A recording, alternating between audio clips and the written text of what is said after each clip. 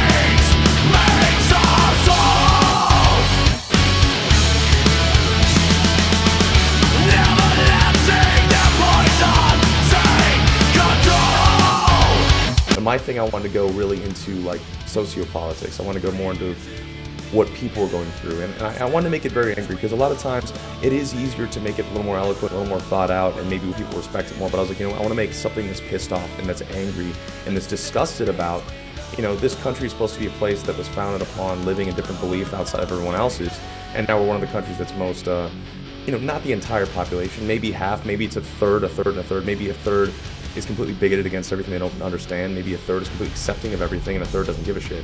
So I wanted to make something that showed my views, and that might, you know, sometimes we might have fans that disagree with mine and might not like what I want to say, and maybe some people come to school of thought, you know, don't discuss what your beliefs are. But, you know, my thing is, if we're not completely honest in this, then, you know, what's the point?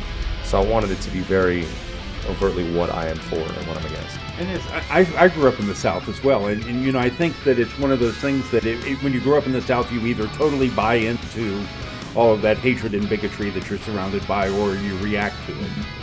Yeah, this was my reaction, and I've done many since, you know, obviously many since in championing women's rights, gay rights, and, you know, what my specific, not necessarily political views, because I'm not really a political person. My main thing is, you know, I'm not a religious person, but I'm not anti-religious. My thing is that everyone should be good to one another, no matter what their choice in life is, as long as it's not hurting someone else. Not tolerant of people, but accepting of people for doing what they want to do. So, and that transitions nicely into the next record, which was The Crusade, which really was almost like reading a newspaper in some ways. I mean, and I liked it a lot. Thank you. Yeah, for some things, I think I might have been, looking back in hindsight, some of them might have been overly specific, but I think that it could be weighted as positive or negative. I mean, some might say that that was great that it was so specific, so you can actually look up exactly what I was talking about and understand where it came from.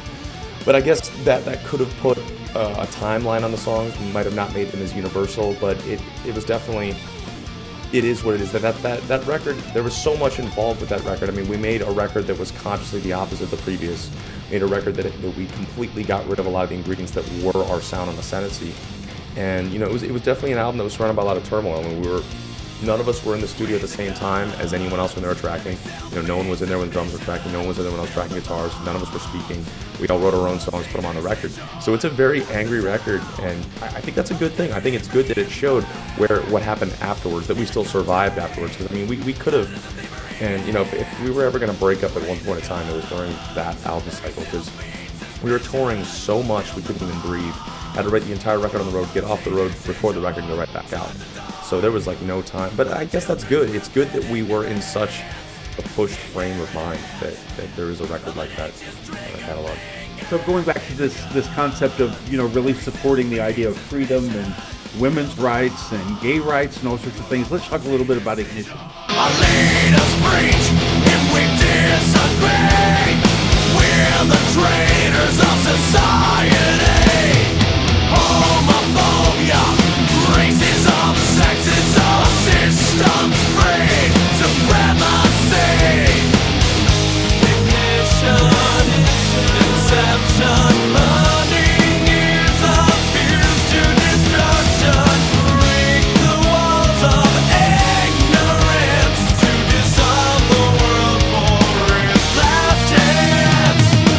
Ignition is one that's not as specific as the rest. There are a couple songs where they're obviously super specific and some that are kind of all over the place. But Ignition, it was kind of where I saw where the country was at, not as just a political thing, but kind of as an all-encompassing thing.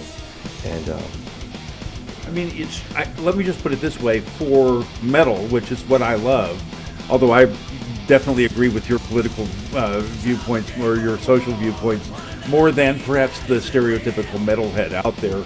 You know, when was the last time you heard metal musicians sing about homophobia, racism, sexism in such an overt way? yeah, I'm not sure. I don't know if they ever do. I never hear of it, so that's why it's like I always did it, and I did get criticized by some of the people, not in our band, but in our team. You know, whether it's the industry people or what, saying like you don't need to come out this much about it. But I'm like, why not? You know, everyone else gets to say how they're so against it.